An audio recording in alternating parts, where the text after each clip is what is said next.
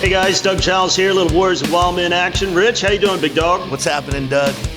I'll tell you what's happening. We've got filmmaker, director Matt Taylor.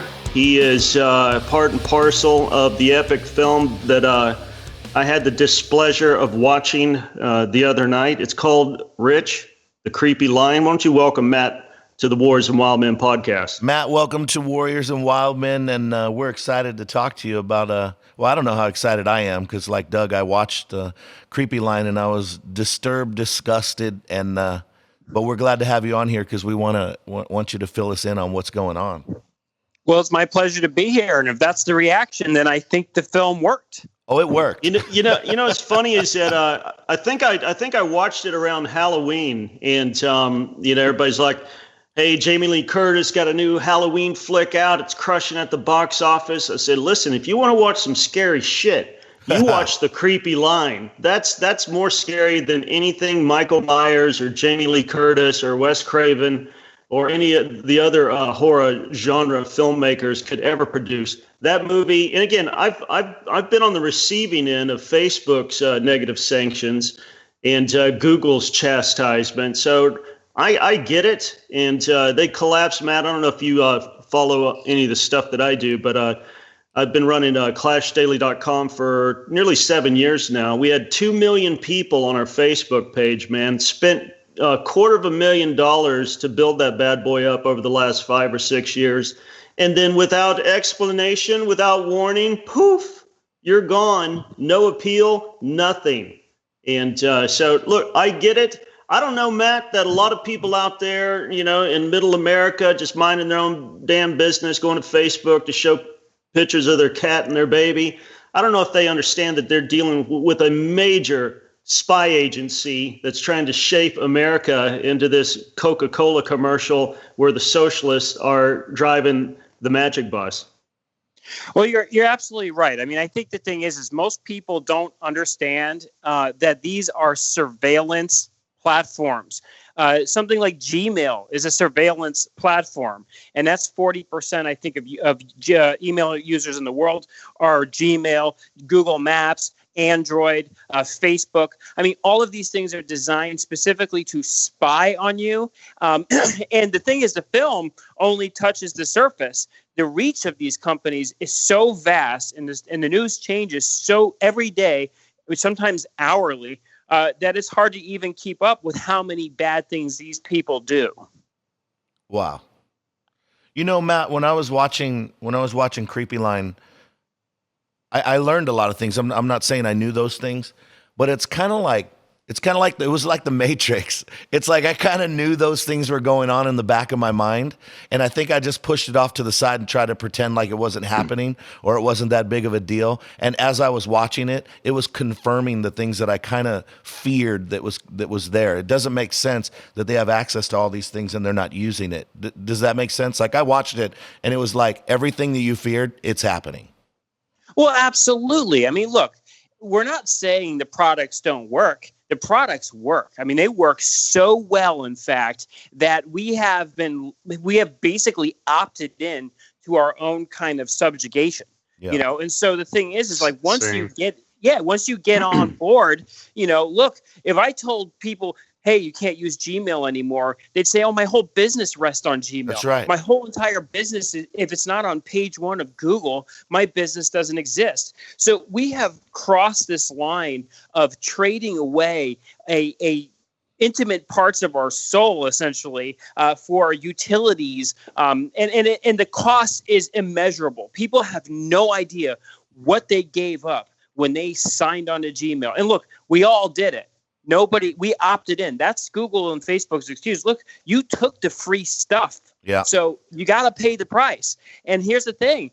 Is it hard to disagree that the products work? They do work. We had to use Google search to make this movie. So there's no way to get away from some of these tools. We did it. We did this to ourselves. And now we have to reverse that flow. And it's going to be very, very hard for a lot of people.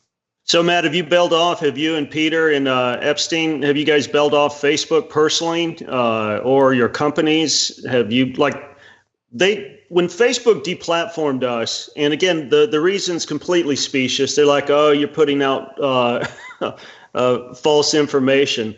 Brother, we have published probably 60,000 pieces since 2012. We're one of the top conservative sites in America, and that's not just me saying that. I mean, it's by the numbers. 250 million page views, and of all that publication, we published 4 things that we didn't really get the facts right. We jumped the gun. We made corrections, and it's complete and utter nonsense that we put out fake stories. And what else do they say? Oh, you have fake accounts. No, we don't. We have to do double verify, where they send a frickin' 6-number text to our cell phone, and then we can log in. And because I'm a personality out there in America, whatever, I have to have a blue check verified on my Facebook account. And then they said fake account, fake users, fake news, no appeal. And when they did that, man, they said, well, listen, you can come back on, but you just can't do this anymore. And I was like, blank you. I've had it with Facebook. I'm done. Have you guys crossed the Rubicon as far as I have in regards to ever using their product again? Well, it's interesting because, Epstein, obviously, who's the backbone of the film, doesn't use these things anyway. Since he was kicked off the platform for who knows what. And me personally. Oh, and by the way, also, Matt, Epstein's not this right-wing, conservative who's like a bad shopping cart. Anywhere you push him, he's going to turn to the right? No, he is a science-based more liberal-leaning individual. In fact, this is not a partisan film. I mean, we have Democrats, we have Republicans in the film. We have people who just really aren't affiliated with any political. This is not political, because here's the deal. I mean, and this is what people on both sides have to understand. With a company like Google or Facebook, they are undermining democracy, and if they choose one side or the other, it doesn't matter if you're left or right.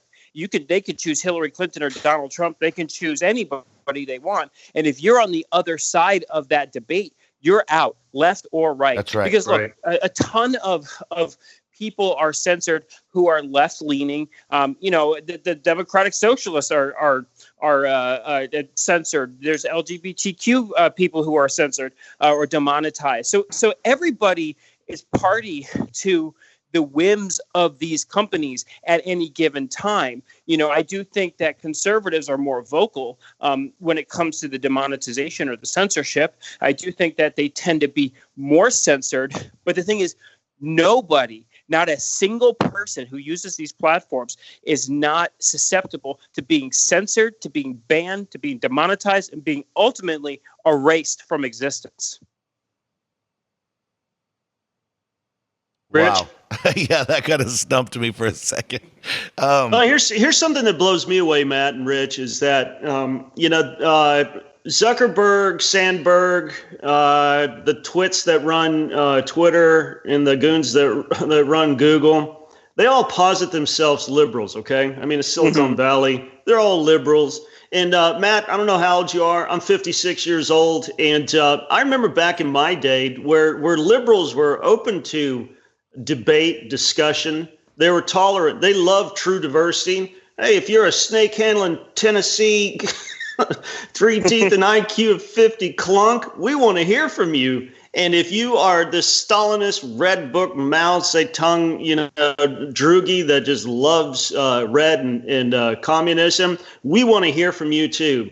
Now the liberals nowadays, they pretty much don't want to hear from whomever happens to not be in their little Silicon enclave.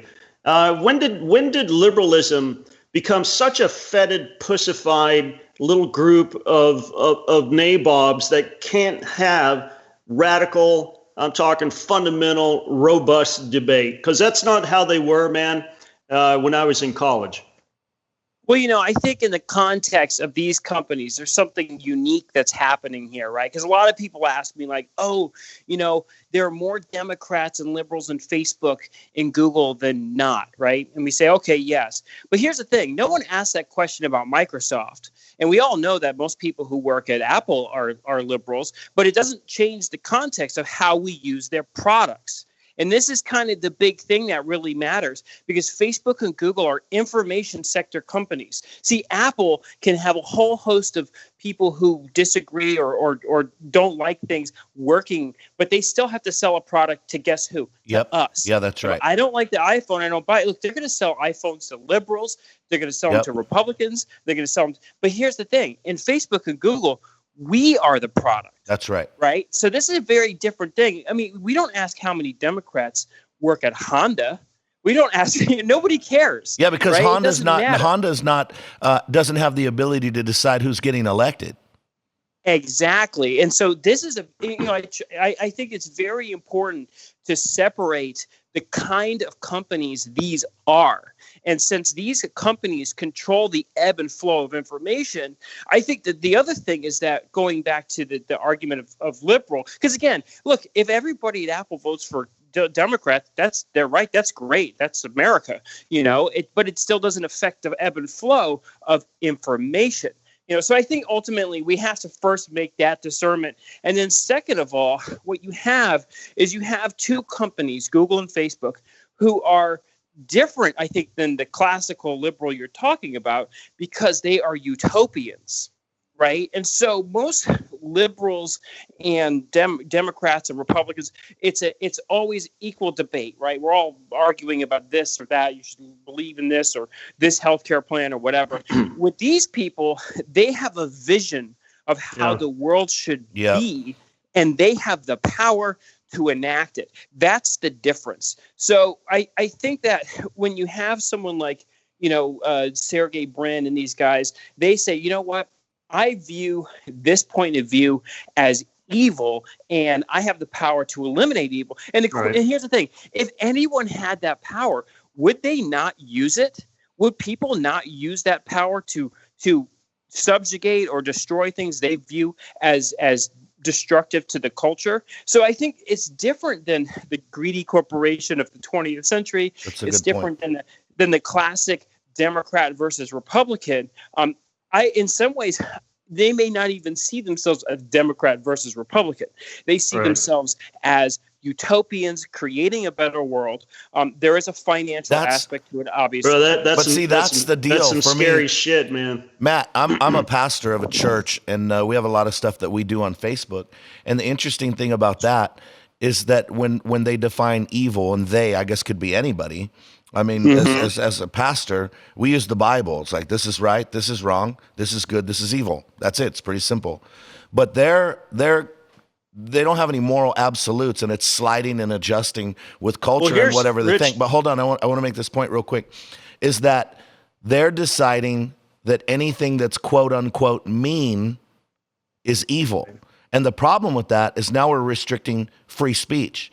And when we start restricting free speech, and they're doing it by one thing that was mentioned on the film, was that they're surrounding you with people who think exactly like you, and they're not exposing you to people who think differently than you, so you can understand society and culture. And we're not able to shape and form our culture. We're losing identity as a culture, and I think that's part of the thing that's dividing the country in these two groups, because people think everybody thinks like them, and that's why they're shocked. No one's learning, no one's growing. And they're the ones deciding what's mean. And mean is any absolute truth that disagrees with anyone. And so what happens is everything is tolerance, everything's acceptable, everything's okay. And so nothing becomes wrong. It's a complicated scenario, because they are determining. I mean, look, here's the thing. The big issue, we talked about being censored. If Facebook and Google just came out and said, look, we think this way, this is what we believe, I'd say, okay, fine. Right. That's great. It's the portrayal as we're a neutral platform. Exactly. Where everyone can be. I don't care. Look, they can sit there. If they want to promote communism or whatever, they can do that. But they have to let us know. Exactly. That's the thing. That's something that was on the film that I thought was powerful. One of the things that I was interested in the most is how they worked hard to make sure that people couldn't detect that it was biased. And I'm the 0.1% because I think everything's biased. I don't believe anything anybody says is not biased. But they literally work just as hard, or probably harder, so that people don't believe that it's biased. And that way they get them to swallow it as just news or information instead of propaganda. Yeah, absolutely. I mean, look, again, it's I think for them it is something that comes a second nature, for to because it's just what they believe. Right. It's just what they believe. And look, here's the thing. I like to say, while I'm criticizing Google and Facebook, I also think that Google and Facebook did a lot of good things in the early days. I mean, like Google's ability to bring information to the world is absolutely transformative. It's important. I don't want these companies to be bad, right? I don't want them to be bad. I don't want to be like, Right. Google's bad. I want them to be amazing because they have brought great things to the world. They brought community. I can be friends with people around the world and never see them. I mean, this is really great stuff. But their activities are just something that we can't overlook anymore because honestly, it may be too late. It may be too late to separate ourselves because back in the day, in the late 90s, if I didn't want to be near technology, I could just walk outside. I can't do that. I can't even walk outside. We're about to implement drones in New York for law enforcement, and that's a debate that's up right now. But the thing is, you can't get away. It's too late. You can't just stop you. Even if I never use a Google product, you'll still touch their analytics on websites, and they're still tracking you. And so ultimately, I'm sure we'll get into solutions eventually, but I want to put this out there first. There's no solution except for a fundamental change to their actual business model, right? And until their business model doesn't include collecting our data, there is no solution to this problem. So speaking of solutions, Matt, on October 11th, when Facebook did their big purge, and going back to something that Rich said and brought up about Facebook and Google, Facebook in particular, is I believe they're a cult. I believe this is now their religion, and I believe they see cats like us as heretics and apostates to, like you said, their utopian way of life. And but that's a side point. If you want to comment on that after this question. So October 11th, the hammer falls. 800 different major pages, and again, ours wasn't a small page. 2 million people, man, and we raked it in for many, many moons, making hundreds of thousands, if not millions of dollars off Facebook. And then all of a sudden, boom, we're gone. And so my other publishers and other people were like, okay, what do we do? Can we sue Facebook? I said, yeah, you can do a lawsuit, maybe some class action. But know this, they get sued every day and they're sitting on billions of dollars. So number two, the antitrust stuff, regulation aspect, and brother, I don't know where you stand. I could hear in Peter's comments and stuff and creepy line. I'm big time a Stosselite. I'm anti-regulation. I think that would be a bad idea to give some frickin' bureaucrat like Orrin Hatch lordship over platforms as bad as Facebook and Google are. But that's just me. I would rather see the market and the conservatives get the Wilks or the Mercers are sitting on billions of dollars to get some coders and do some kind of competitive platform instead of like, oh, we're going to sanction you and we're going to tell you what to do. I'm not into government doing that, man. But help me if I'm wrong, Matt. Help me, buddy. Yeah, well, and here's an interesting thing. I Google and Facebook, again, this is a perception thing. They make them say, hey, we're a private company. Look at our innovation. But they're like the car versus the train. Right, back in the day, the rail had to build the rails to get the trains to go where they had to go. And when the government came in and built the roads, it made the car industry explode because they didn't have to build the infrastructure, right? So Google was aided by the government. They were given an advantage by the government. The Central Intelligence Agency, most intelligence agencies were interested in what Google was doing. There was investment. There's the DARPA stuff. There's all these things that happened where Google did not just start in a garage, like, say, an Apple. They started with a significant market advantage propped up by the public sector. And a lot of people don't know this. It's a very important thing. So whereas you have these startups kind of coming out of nowhere, Google got a boost. And on top of it, from that boost, they have merged with the federal government Yep. on a level that is, and we say it in the film, it is the classic definition of fascism. It's corporatism, and so I think that, it is the regulatory tools that are currently available in no way will work. And the reason they won't work is because they are designed for 20th century companies. They are designed for Apple. They're designed for Microsoft. They're designed for Standard Oil, to bring up a really old one. These are brand new types of entities that there is no regulatory recourse for, because no one's ever thought about it. So Matt, when you and Peter and Dr. Epstein and other folks are mulling around how to regulate, and the 20th century models don't work, what have you guys come up with? Anything put forth from the think tank, or something that can put a stick in Google's wheel? Well, everybody in the film has a different opinion on what to do, and it's actually Stossel actually did a review of the film yesterday, and this question came up about, what do you do? Right, that's the question. Course, what do you do? Yeah, what do you do? And so, look, I mean, you look at over in the EU, and it was a GRPD. The EU slaps that out, and now here's the deal. That's a regulation, right, to sit there and hurt Google. But guess who has the money and the manpower to do the paperwork? Google. So Google's great. Everyone below them who's smaller doesn't have the manpower or the money, and they go out of business. And so in weird ways, these regulations can really help Google, because remember, they're the largest lobbying faction on the Hill. They're integrated with the government. So anything that gets written, and they're donating to campaigns, they're donating to organizations, left and right, by the way. We've had just as much issues with right-leaning think tanks and organizations with our film as, probably more actually than Matt, who are those? We got a pretty good distribution, and I'm well known in those circles. Let's kick some nutsacks. Who are the ones that? Yeah, I'm not gonna. Come on, man! Come on, man! No, not. Come on, it's Warriors. It's Warriors and Wildmen podcast. Come on, your next movie will be gold. I'm gonna let everybody have the opportunity to. Let me. I'll put something out there. I don't know if you know it or not, but my oldest daughter Hannah, she came up with the sting, and she played the prostitute in the infamous Acorn videos, which showed Acorn, Obama's claim to fame, giving home loans for whorehouses for underage sex slaves from El Salvador. Infamous. And she was doing, and it saved us 8.5 billion drachmas, buddy. And speaking about Facebook, when Hannah did this, all my messages were immediately captured by Facebook in 2009.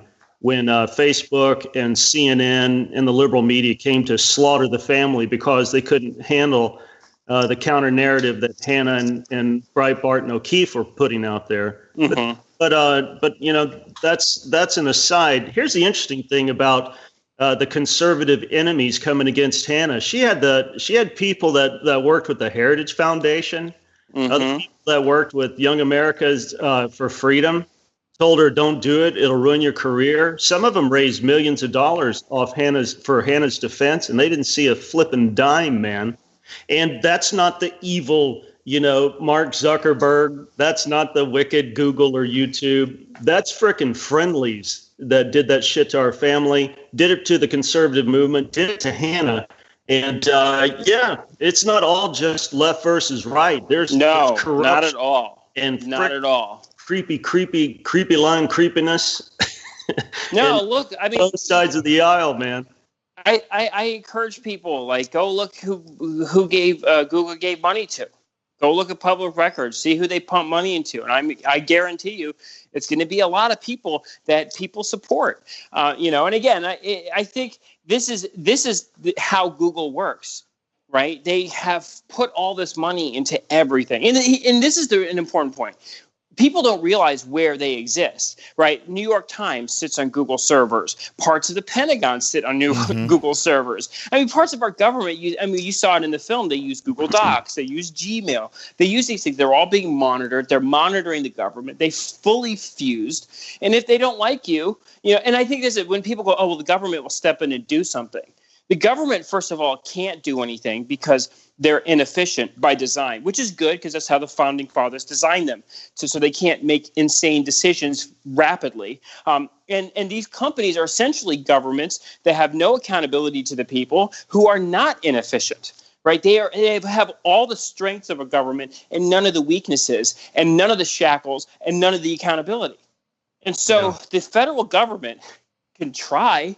They can sit there and drag these guys in front of Senate. I mean, look, Google didn't even, or was it, I guess Zuckerberg didn't even show up, in some of these things. That. They don't care. This is a big thing. They don't care about American laws, borders. They don't care about other countries. They don't care about anything. They care about what they care about. And the problem is we don't know what they care about, and we don't know how they're using our information. And so, you can say, oh, let's turn them into a public utility. This probably, that's, I think, Epstein's perspective. You have other people who say, let's break them up.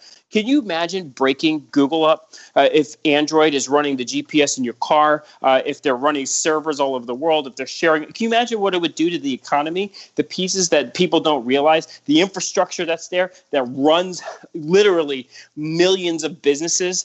It would be disastrous. So the government is just not equipped. They don't have the tools. They can slap them with antitrust, and they'll just pay the money. It's too embedded. They're too big, and it's too embedded. It's too much. Yeah, I mean, they are integrated. Well, they are the government. Well, I have a question. I think a lot of people that are listening right now, they're going to have a question, and the question is going to be, what do I do? What can I do? And I this morning I was texting with a guy. I have a lot of friends that are involved in special forces and different things and clandestine, all those kind of guys. Anyway, I said, have you heard of the documentary Creepy Line? It's about Google and Facebook spying and manipulating people for financial and political gain. I said, it's freaking crazy. And I said, got to get rid of all your Gmail accounts, any Android. That's my initial small-minded thinking, right? And I said, any Google products, Google Maps, and he texts back right away and said, you can't. I already know about. No. Listen what he says. You probably know this. He said, I already know about all this. We also use their data. Yeah. And I said, yeah, but you can definitely limit what they have access to. He says Google has its mapping in many apps. When you turn off Google, remove Gmail, your stuff stops working. It's crazy, brother. I tried to do it for a year using this. It's too late. It's nearly impossible. I mean, look, you cannot use Gmail. You cannot use Android, but again, even Tim Cook came out and said, hey, look, we got to use Google search and Safari. It's embedded in your phone. You got to. I mean, you could try to use Bing, but guess what? Bing or Microsoft signed a deal with Google a couple of years ago and called off all the lawsuits, and then Bing got better. Of course they did. Of course they did. You could try to use Yahoo, but they reference Google's quarantine list. I mean, look, at the end of the day, everything you can do to protect yourself is important. So don't use Gmail. Don't use Android. Don't post your kids' photos on freaking Facebook. For God's sake. I just did that yesterday for my son's 16th birthday. You're a little late on that one, bro. A little late. Hey, look, everybody did it. We all did it. No, nobody is without blame in the entire world. Because why would you be? Why would you be? It was awesome. It was too good to be true. Wow. It's like when Steve Jobs walked out on stage in 2007 and held up the iPhone, and we all said, well, that can't be real. That looks like something out of Star Trek. But it was real. And it changed the world I believe, in a positive direction. And so these tools, they're like magic. They work. And so, we all were caught off guard. And now we have to pay up. And that price is our freedom. It's the freedom of speech. It's the freedom to move around the world. It's the freedom to live where you want to live and not be harassed. It's your actual fundamental freedoms that they are removing. Hey man, what about MeWe, man? When Facebook and I had a formal divorce, we were looking for love in other places, and I can't even remember the various platforms that were out there. But one thing that I liked about MeWe is it seemed like it was like Facebook, back in 2007, 2008, very Wild West, all kinds of shit flying. I mean, it used to be, I don't know if you remember Facebook, and it was like a mosh pit. It was Thunderdome. Everybody's on crack. Memes are going crazy. Diatribes going back and forth. And, MeWe's got serious privacy bill of rights, but I don't know if that's going to be, I don't know if that's going to be burned up, 10 years from now when they're doing all their data mining and creeping on us. I mean, it seems pretty good now, though, but, we are in a scenario where Google can they do buy 2 companies a week, and so like people could jump to other platforms, but there comes a point where like in order to compete, you're going to need the information that Google has. Remember, they've set the standards for how everything works, right? One of the interesting things, for example, a place where a lot of your data is collected is weather apps, right? No one thinks about this, right? You get a weather app, you look at the weather, and what do? You have to sign on to your location. And so basically when you sign on to some of these weather apps, they sit there and they go, hey, you're right here. This is what you're doing, ba-da-da-da-da, right? And so there's a lot of data collection through apps that people had no idea. And so I think that like we're in a scenario where just jumping to another platform doesn't mean it's not sitting on something built by, say, a Google or Facebook. You go to other countries like Myanmar or the Philippines, the internet is Facebook. They don't even have internet. They just have Facebook. That's what they have. And so you have all these scenarios where people are like, oh, I'm away, I'm off the platform, but you're not off the platform. So Google has managed to integrate into so many things. Wow. And again, it's going to have to be, we don't give them the information.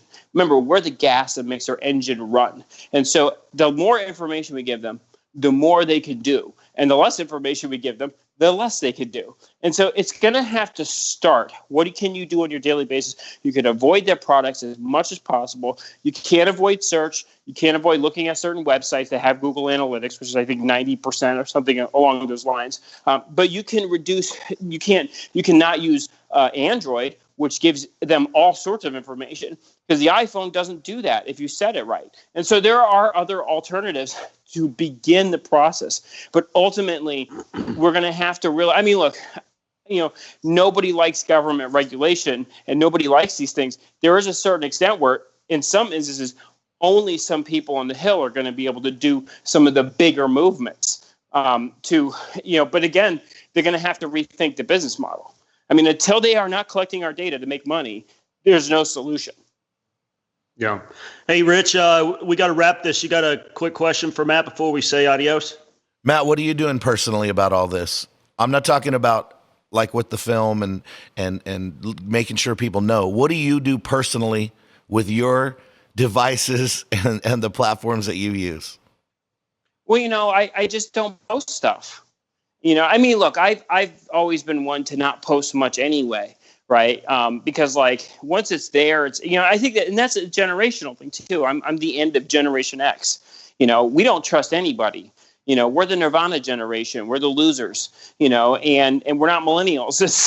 So when someone comes up and goes, "Hey, here's a free something," I go, "I don't know about that." And so I got a Gmail, but I didn't use it. It's funny. I used Hotmail for 3 years. Everyone made fun of me, but Microsoft's better.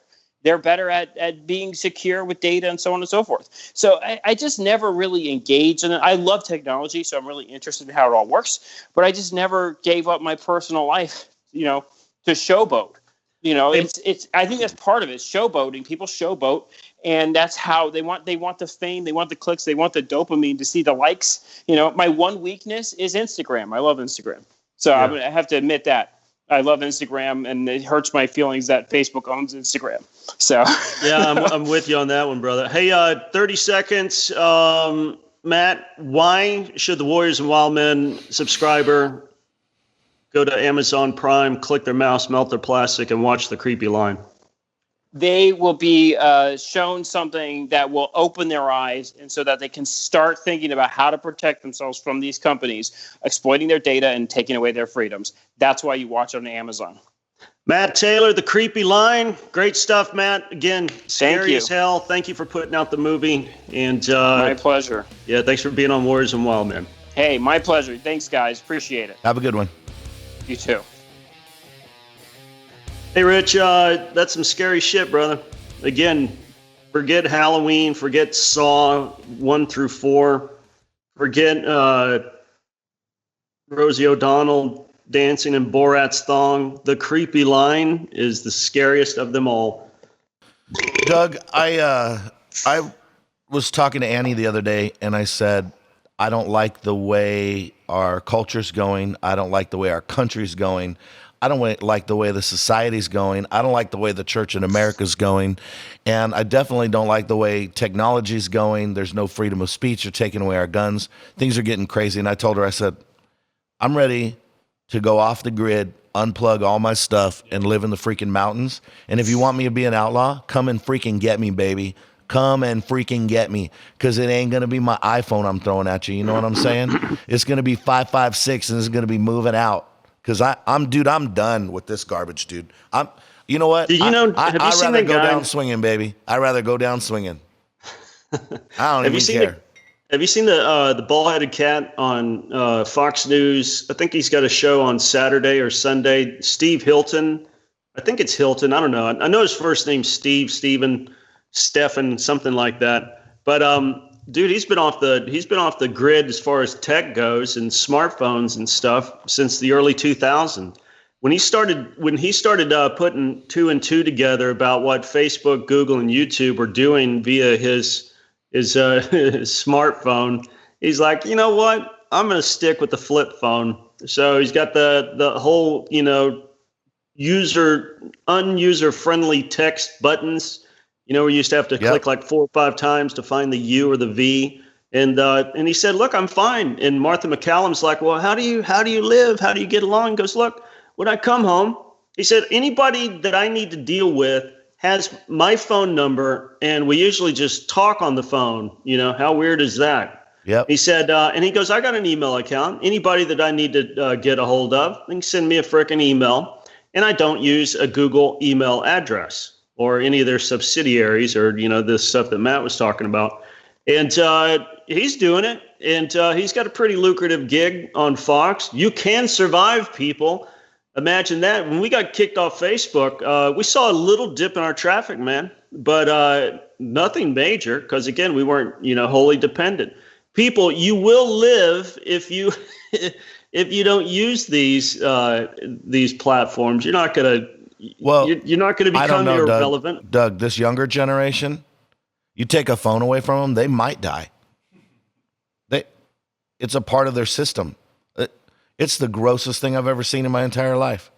I love it when you go to restaurants and or holidays and all the cousins and aunts and uncles are sitting in this circle with everybody's face down into the phone.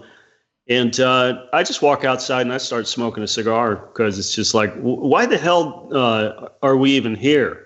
Let's find grandma and let's go out and talk to her about the good old days, about the future, about kicking, bad guys' asses. Everybody in the in-between zone, they're texting each other. And some of them are texting the person right next to them. Yep. And it's like, it's just bizarro land. And I'm going to try to make certain that my grandkids, as much as I can, steer clear of that horse shit. And I think, one of the things that I regret about Facebook is putting so much out there publicly. So much. Me too. Here's my wife. Here's my children. Here's where we live. Here's me on vacation. I like this one. Here's where I am right effing now. Hey, I started posting my burglar. Stuff. Yep. I started posting my stuff late days all the time so that people wouldn't know where I was. Yeah. If I was Squiggy,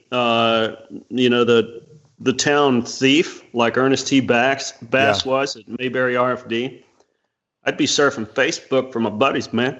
And as soon as you rocked up to the Cracker Barrel, I'm cracking your window, and I'm gonna get your 65-inch 4K television. Well, I'll tell you what's funny is when we were in Europe, Annie and I were in Germany, and we were in a really cool town called Freiburg, and we went out to eat. We were sitting there in this big restaurant, tons of people, lots of young people, lots of people.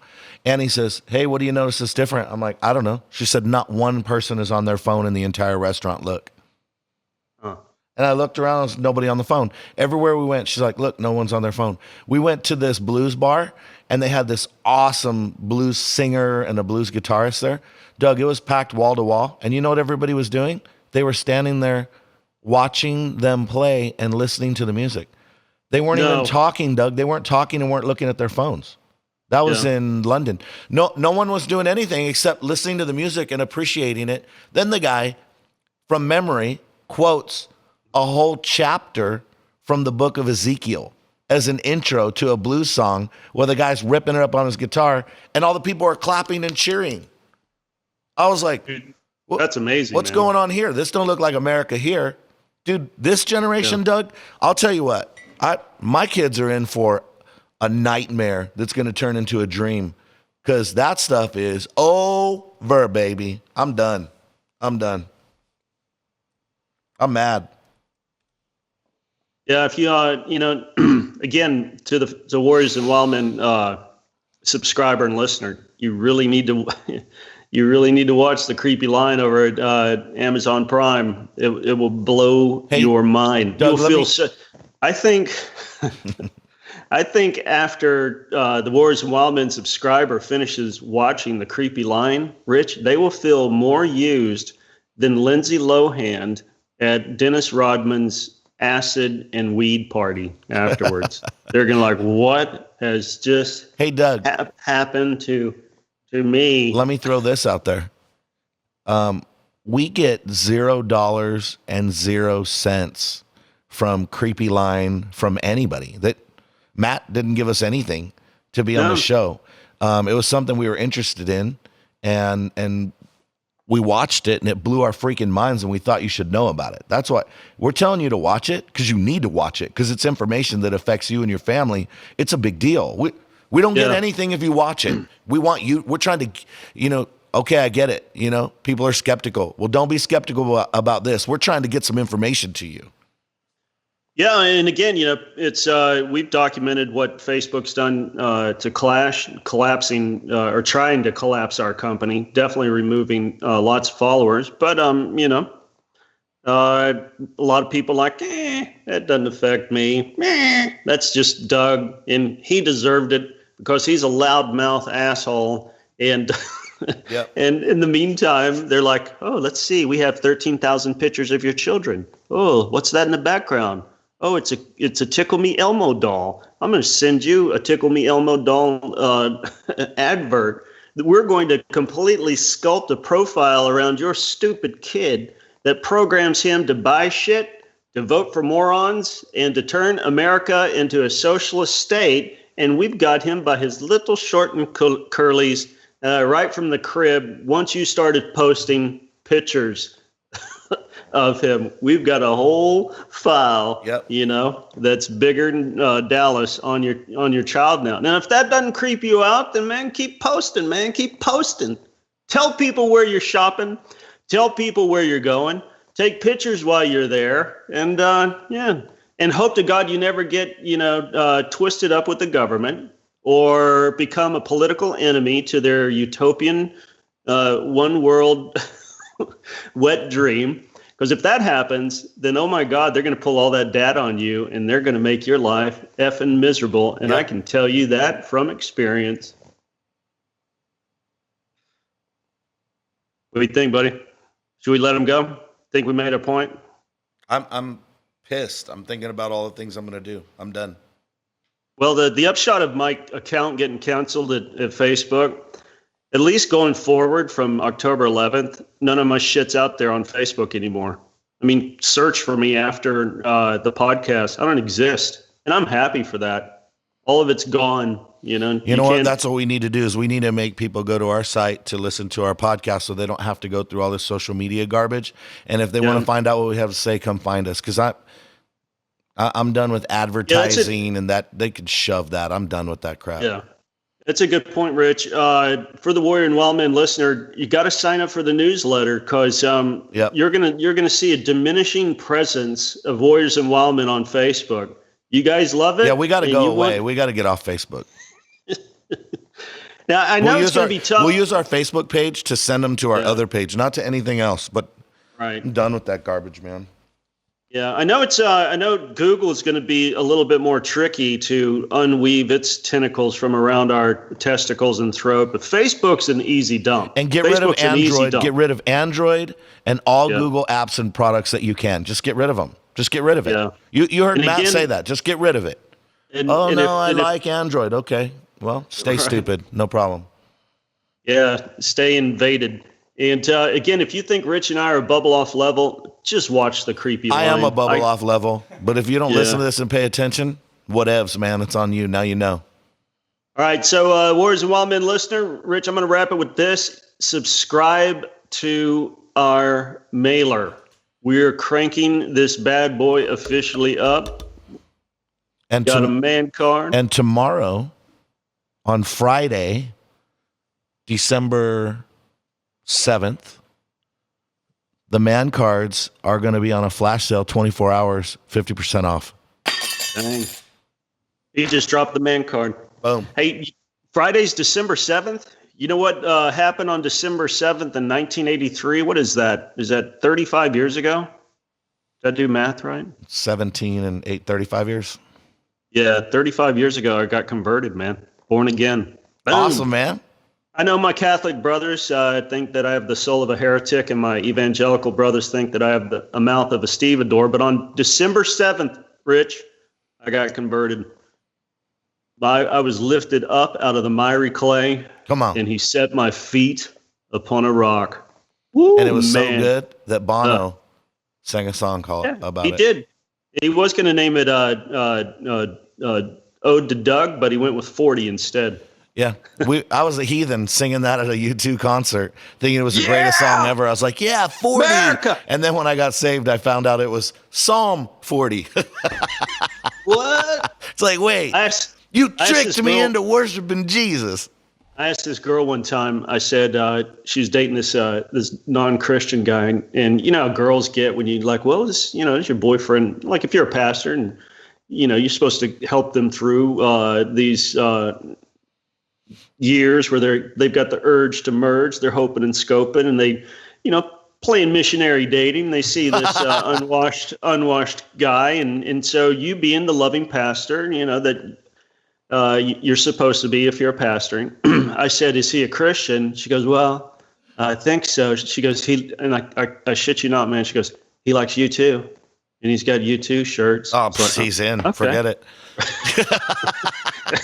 He likes you too. All right, that's the same thing as repenting and coming to faith and following Christ. It's the same. A resurrected new life by the power of the Holy Ghost. Bazow. Boom! You too, shirt. You too. All right, buddy. Hey, good stuff, man. Always pleasure. Rock and roll. Hey, Ted Kaczynski's got his shack. Maybe you and Annie can move up there. Try, just north of where she grew up. Great. They ain't got no Google up there, man. They got grizzly bears. No Google, just grizzlies. And moonshine. I think we've worn this Warriors and Wildmen out. Now let's keep it going. See who stays with us. I can stay here all day. I'm mad now. I'm holding back a fury. Yeah. Hey, save it for the next podcast. Yeah. All right, bye. Peace out.